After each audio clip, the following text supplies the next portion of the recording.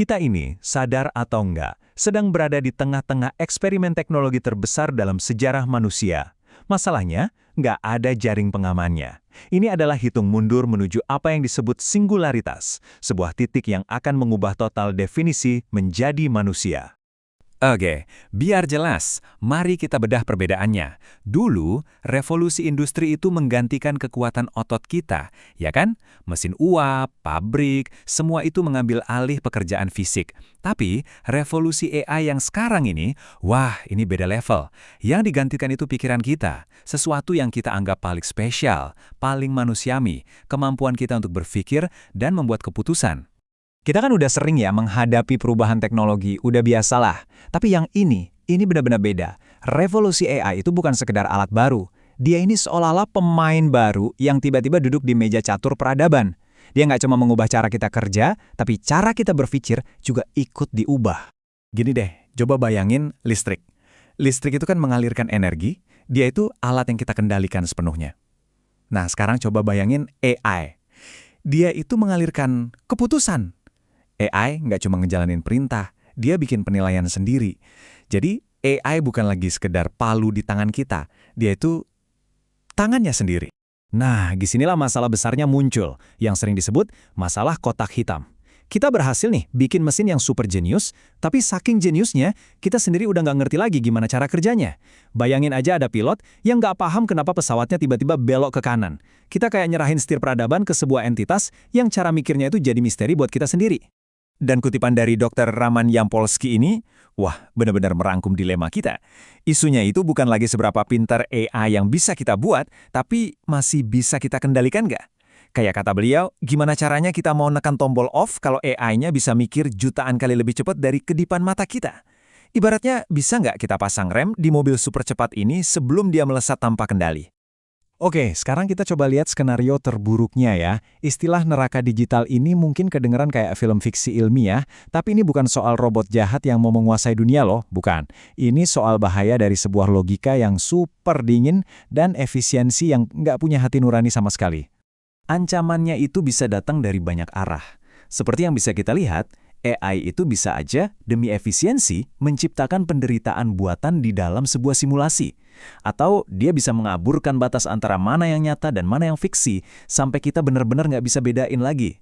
Dan yang paling bikin merinding, dia bisa belajar dan berevolusi sendiri jadi kekuatan yang udah di luar kendali kita.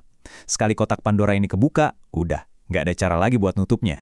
Efeknya tuh bukan cuma soal teknis, tapi dalam banget ke manusianya. Mari kita bahas krisis yang paling personal, hilangnya martabat. Ini bukan lagi soal kehilangan pekerjaan, tapi kehilangan makna hidup itu sendiri. Coba deh, lihat angka ini, 99%. Ini bukan cuma beberapa pabrik yang tutup atau beberapa profesi yang hilang. Ini perombakan total dari struktur masyarakat kita. Terus, apa yang terjadi kalau hampir semua pekerjaan yang kita kenal jadi nggak relevan lagi? Apa nasib miliaran orang yang tujuan hidupnya terikat sama pekerjaan mereka? Selama ribuan tahun, kerja keras itu yang mendefinisikan kita. Kita bangga jadi dokter, jadi seniman, jadi pekerja bangunan. Tapi, kalau semua itu bisa dikerjakan jauh lebih baik oleh mesin, lantas kita ini siapa? Ini bukan lagi krisis ekonomi, ini udah jadi krisis eksistensial. Buat apa kita ada di dunia yang mungkin nggak butuh kita lagi? Oke, terus seberapa cepat sih semua ini bakal terjadi? Coba kita lihat lini masanya. Menurut analisis para ahli, ini bukan lagi cerita fiksi ilmiah yang jauh di masa depan. Ini adalah serangkaian peristiwa yang, suka atau enggak, udah ada di depan mata kita. Lini masa ini nunjukin eskalasi yang cukup bikin deg-degan. Lihat deh tanggalnya, 2028 itu kan cuma beberapa tahun lagi dari sekarang. Risiko senjata biologis AI jadi nggak terhindarkan. Tahun 2030, AI akan bergerak jauh lebih cepat dari hukum manapun yang bisa kita bikin buat ngatur dia. Jamnya terus berdetak, dan kita sedang berpacu dengan waktu. Jadi, ujung dari semua ini apa? Namanya singularitas. Istilah ini dipinjam dari fisika kayak lubang hitam di angkasa. Itu adalah titik di mana semua aturan main yang kita pahami, ekonomi, sosial, bahkan fisika, udah nggak berlaku lagi. Ini adalah cakrawala peristiwa bagi peradaban kita, titik di mana kita udah nggak bisa lagi melihat atau memprediksi apa yang ada di belakangnya. Oke, setelah kita lihat jurang yang ada di depan mata, pertanyaannya sekarang, bisa nggak sih kita menghindar? Mari kita ubah rasa takut jadi tindakan. Ada nggak jalan keluarnya? Ada nggak semacam firewall moral yang bisa kita bangun? Jawabannya, mungkin bukan soal kode yang lebih canggih, tapi justru kebijaksanaan yang lebih tua. Sama seperti pilar-pilar yang menopang peradaban kita selama ini, mungkin setiap baris kode AI di masa depan juga harus ditopang oleh fondasi nilai-nilai kemanusiaan yang paling dasar. Nah, inilah pilar-pilar yang diusulkan jadi fondasi. Pertama, menjaga keseimbangan ekosistem, memastikan AI nggak malah ngerusak planet kita.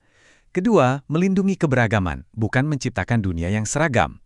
Ketiga, mengutamakan kualitas hidup manusia, bukan cuma angka-angka efisiensi. Keempat, wajib transparan, biar kita selalu tahu cara kerjanya.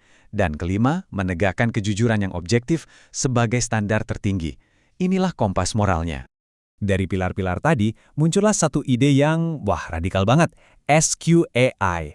Kita kan udah familiar sama IQ, kecerdasan intelektual, dan EQ, kecerdasan emosional. Nah, sekarang bayangin SQ, atau kecerdasan spiritual.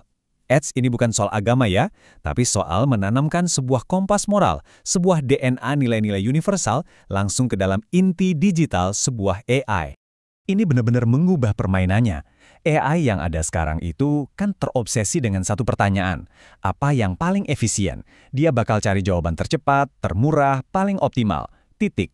Tapi SQAI, pertanyaannya beda. Apa yang benar? Ini adalah pergeseran besar dari sekedar optimisasi data menjadi pencarian kebijaksanaan.